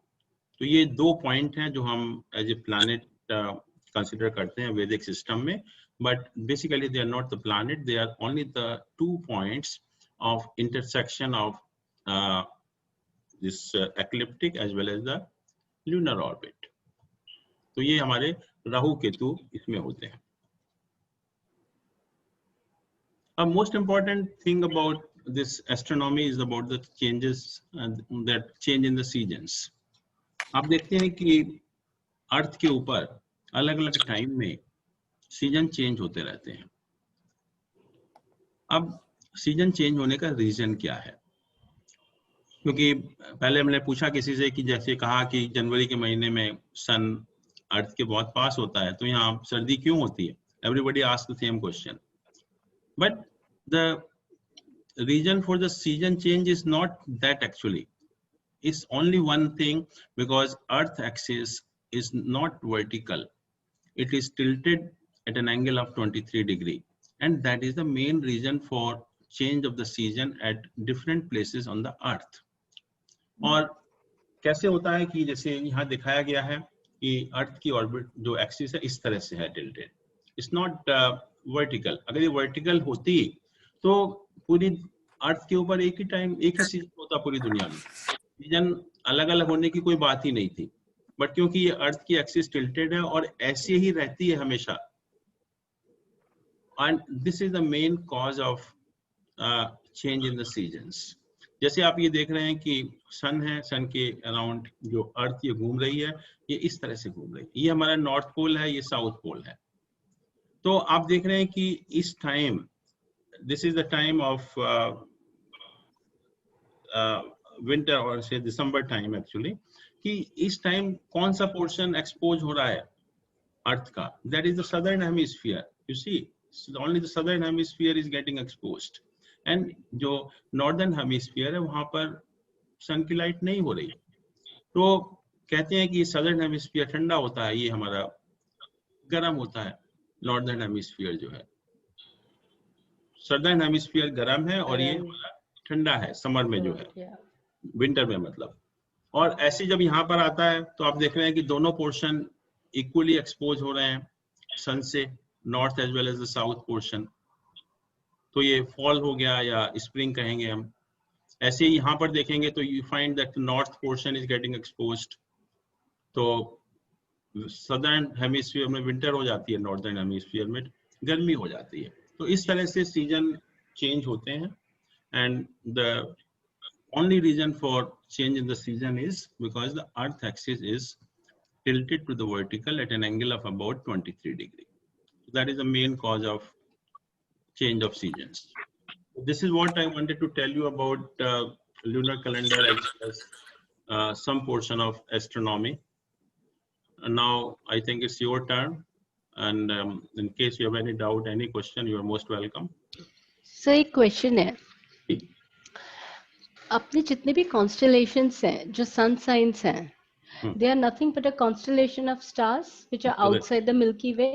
जी, अपने earth के अपने जो मिल्की वे, उसमें एक sun is having a huge impact on the entire orbit and planetary system. तो बाहर जो ग्रुप ऑफ क्लस्टर है, जो कॉन्स्टेलेशंस हैं, उनका इम्पैक्ट इकट्ठा।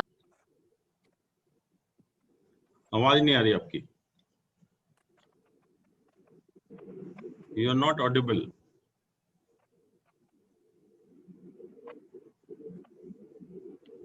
Sorry I was on mute I think. जी हाँ, अभी आवाज आ रही है? बिल्कुल, अब बताइए आप। हाँ, so basically I was trying to say जितने भी अपने कॉन्स्टलेशंस हैं, sun signs, there in a shape of constellation of stars, cluster of stars. Right, तो अपना जो एक सन है अपने मिल्की वे के अंदर, one single star is having a huge it's the impact. nearest star from the earth Correct. actually. It's a Yeah. yes, it's the nearest star and on its own magnetic field is having its impact on all the planets.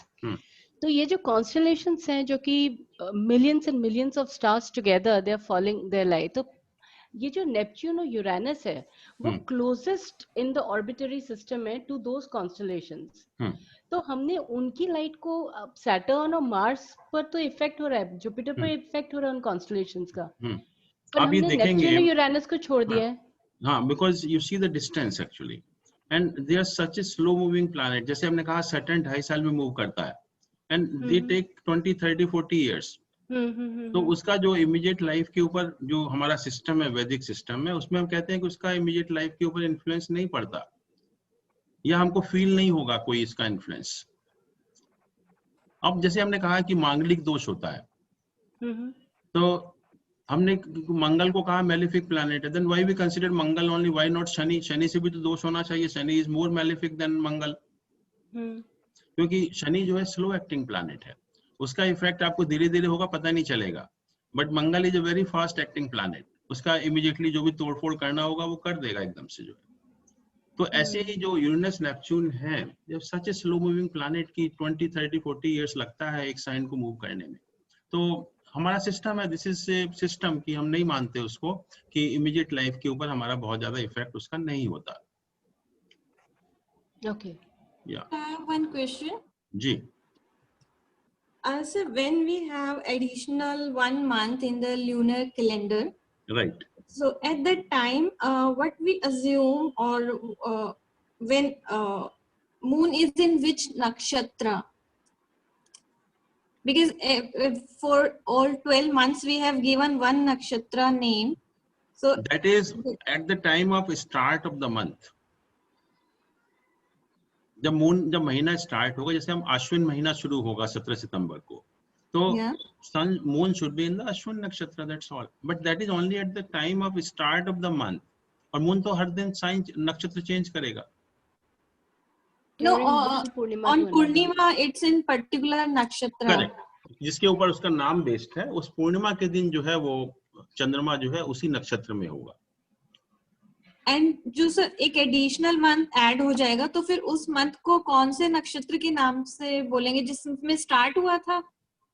हाँ, जिसमें start हुआ, जैसे अश्विन महीना start हो रहा है तो उसी का होगा वो।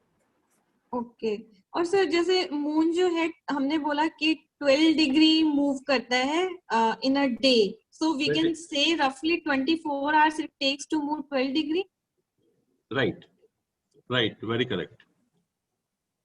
ओके, एक दिन means 24 hours. Uncle, I have a question. Yeah. This is Bhavna. जी।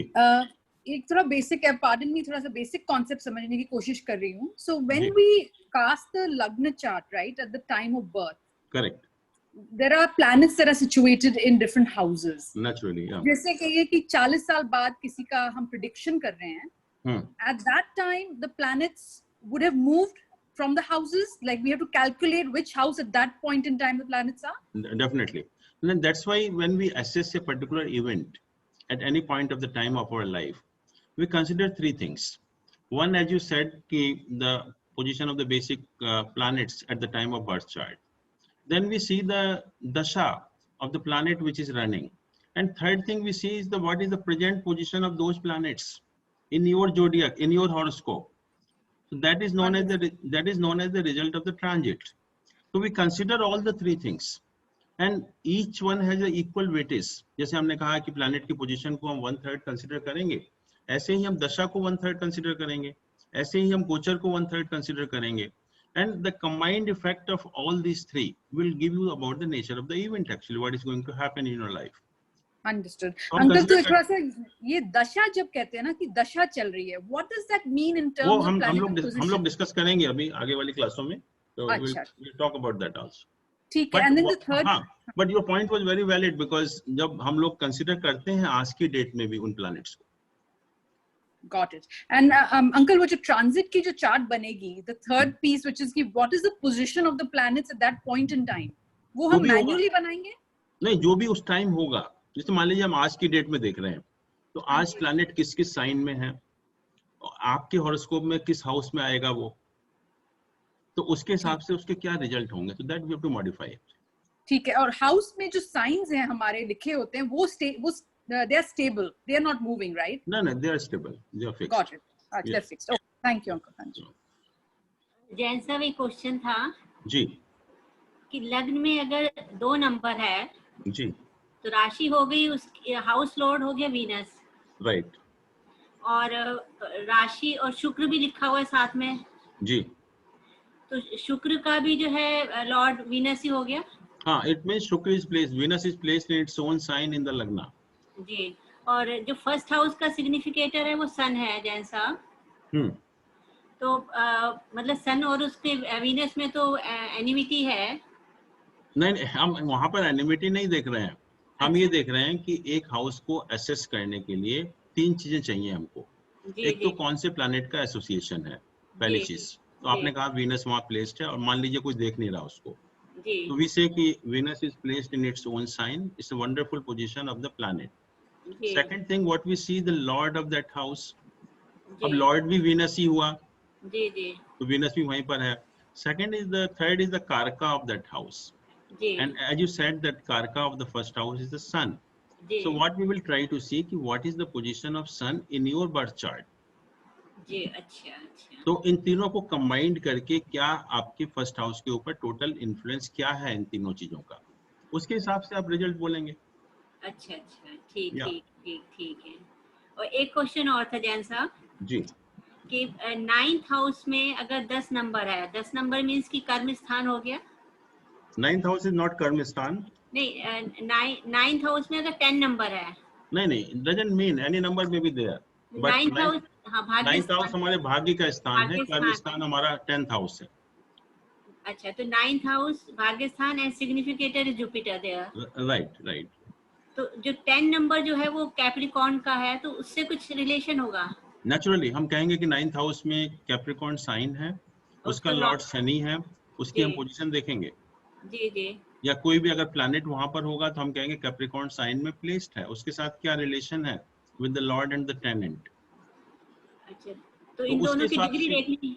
हाँ, उसके हिसाब से फिर प्रेडिक्शन हम मॉडिफाई करेंगे कि जुपिटर की क्या डिग्री है या शनि का क्या वो है, उस हिसाब से. वो we consider everything actually. Okay okay, ठीक ठीक. थैंक यू जैन साहब.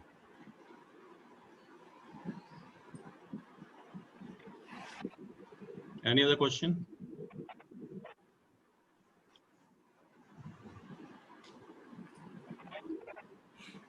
बट आपको समझना पड़ेगा बिकॉज ल्यूनर कैलेंडर इतना इंपॉर्टेंट है कि आपको डे टू डे लाइफ में काम आएगा ही. जब तक आप इस फील्ड में हैं आपको इसको डे टू डे यूज करना पड़ेगा. तो concept should be very clear. So how we can get the Panchang? You can buy from the market. It's available everywhere. Or you can download from the internet also. Okay.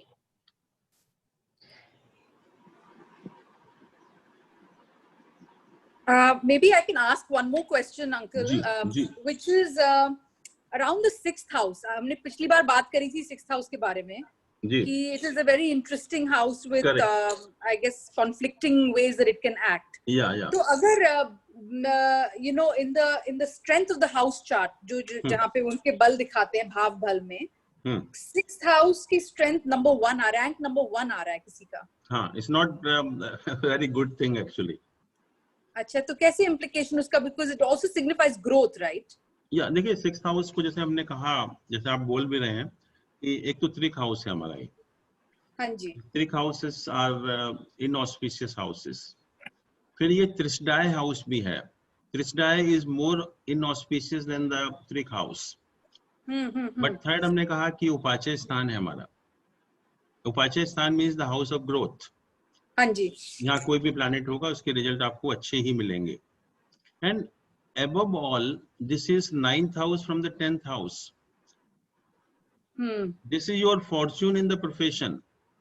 कि सारा दारोमदार profession का आपका इसी house के ऊपर depend है, इतना खराब होते हुए भी. And all the above, this is 10th from the 9th house. 10th from the 9th house means कि success in all your ventures. जो भी आप एफर्ट्स पुट करते हैं, जो भी आप रिसोर्सेज लगाते हैं, उसका फुल यूटिलाइजेशन हो रहा है या नहीं हो रहा, वेस्टेज तो नहीं हो रहा, एफिशिएंसी कितनी है आपकी, प्रोडक्टिविटी कितनी है. तो everything depends on this house. तो this house becomes very important from profession point of view. तो यहाँ पर हम कंप्रोमाइज करते हैं कि इस हाउस को हम चाहते हैं कि थोड़ा ज्यादा स्ट्रेंथ हो, in spite of all the problems that it can give. But क्योंकि इंपॉर्टेंट है हमारे लिए, तो हम कंप्रोमाइज भी करते हैं, रिस्क भी लेते हैं. तो इसमें बहुत ज्यादा स्ट्रांग होने से कई बार प्रॉब्लम भी हो जाती हैं, बट इसको कहा हमने कि it should be sufficiently strong also. तो अंकल, हाँ जी, गो अहेड. इसमें अगर बहुत ज्यादा स्ट्रांग हो जाता है, I have seen the horoscope of some people actually who are criminals. So I found in their cases also sometimes it is very strong actually, because once the 6th house is strong, it gives the cruelty also in the nature. तो उस angle से बहुत strong अच्छा नहीं मानते हम, but it should be sufficiently strong, क्योंकि ये हमारे प्रोफेशन के लिए बहुत इंपॉर्टेंट हाउस है. तो हमें कंप्रोमाइज करते हैं इस हाउस में, but not in the 8th and the 12th houses. वो जितने वीक हो उतना ही अच्छा है, बट 6th हाउस में अच्छा होने की वजह से वी हैव टू मेक कंप्रोमाइजेस. और अगर किसी का रैंक नंबर 1 आ रहा है इस भाव बल में, तो सर अंकल उसके लिए कुछ मतलब are there any things we can do to limit the bad implications of the house? देख सकते हैं कौन से प्लैनेट है, उनकी थोड़ी बहुत शांति की जा सकती है. अच्छा, कौन से प्लैनेट इन्वॉल्व हैं, क्योंकि हम नहीं चाहते कि त्रिक हाउसेस की स्ट्रेंथ बहुत ज्यादा हो. 6th हाउस में तो फिर भी ठीक है, हम कंप्रोमाइज करने को तैयार हैं, but not in 8th and 12th houses. Understood, ठीक है. Thank you uncle. सर ये इंफॉर्मेशन कहाँ से मिल सकती है कि कौन सा प्लैनेट कितने दिन कहाँ किस ज़ोडिएक में है, कब ट्रांजिट कर रहा है? ये पंचांग में कहा ना मैंने. अच्छा. इफ यू बाय पंचांग, एंड पंचांग is always for a local place. जैसे दिल्ली के पंचांग है, बहुत सारे हैं, राजधानी है, विश्व विजय पंचांग है, और भी कई सारे पंचांग हैं उसमें. तो कोई भी पंचांग आप ले सकते हैं दिल्ली में, एंड इट्स अवेलेबल एवरीवेयर. जहाँ भी पूजा पाठ की सामान मिलता है वहाँ पर पंचांग आपको मिल जाएगा. और तो इसमें सर पूरे साल का दिया होगा? 1 साल का. और इसमें वो कंडेंस्ड भी पंचांग आते हैं, 100 साल के भी आते हैं, 50 साल के भी आते हैं, बट आप एवरी ईयर आप यूज करिए उसको. ठीक, थैंक यू सर. सर जो मोबाइल ऐप्स हैं पंचांग की, वो ठीक है क्या? मोबाइल ऐप जो आती है, मोबाइल ऐप जो आती है, हिंदी कैलेंडर भी होता है, पंचांग भी होता है. हाँ, वो सब ठीक है. तो एवरीथिंग इज सेम एक्चुअली. चलिए, okay then, thank you so much. One question. जी. So if Mercury is close to the Sun, right. maybe less than the 5 degree, and it is showing in the chart at the combust and as well as the retro. Right. In that case also we will say this is a Nipun Yog. Right. It forms a Nipun Yoga if it is within 5 degree of the Sun. If it's retro also. हाँ, retro से तो मैंने कहा कि उसकी और strong हो जाता है, बस that's all. Okay. और कोई फर्क नहीं पड़ता, ये प्लैनेट और स्ट्रांग हो जाता है. जैन साहब, एक चीज और पूछनी थी आपसे. जी. जब ये जगन्नाथ होरा में है, वो कोई भी जन्म पत्री निकालते हैं, तो उसकी विंशोत्तरी जो दशा है जी, तो कैसे वो करेंगे, मतलब कि पूरी हमें दिखाई दे जाए कई सालों की? वो तो दिखाई देती है. आप जैसे लेट मी सी, ये है दशा, ये सॉरी चार्ट है जगन्नाथ होरा का. तो इसमें दशा को आप क्लिक करेंगे तो यू सी द दशा of all the planets for the entire life. Okay.